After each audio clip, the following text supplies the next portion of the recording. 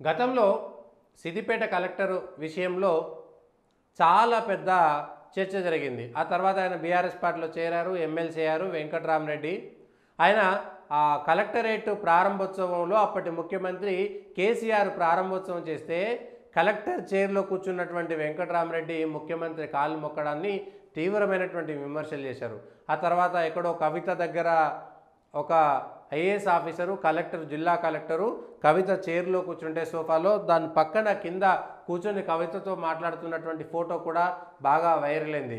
నిర్మల్కి సంబంధించినటువంటి ఒక కలెక్టర్ పైన కూడా ఇట్లాంటి ప్రచారమే బాగా సాగింది. కలెక్టర్లు తమ విధులు, తమ బాధ్యతలు, తమ హక్కులు అక్కడి వరకు కాకుండా రాజకీయమైనటువంటి స్టెప్ తీసుకునేటువంటి సందర్భంలో ఇవన్నీ జరుగుతుంటాయి.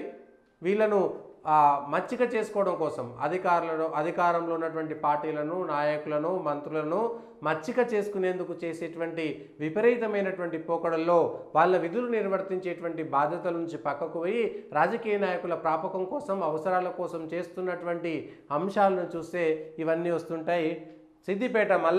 సిద్దిపేటలో రుణమాఫీ జరిగితే ఆ కలెక్టరు రేవంత్ రెడ్డి ఫోటోకి పాలాభిషేకాన్ని చేయడంపై ఇప్పుడు విమర్శలు వస్తున్నాయి.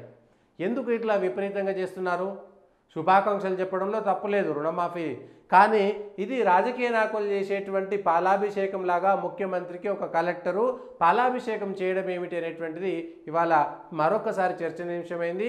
అందుకు కేంద్ర బిందువు మరోసారి సిద్దిపేట కావడం గమనార్హం.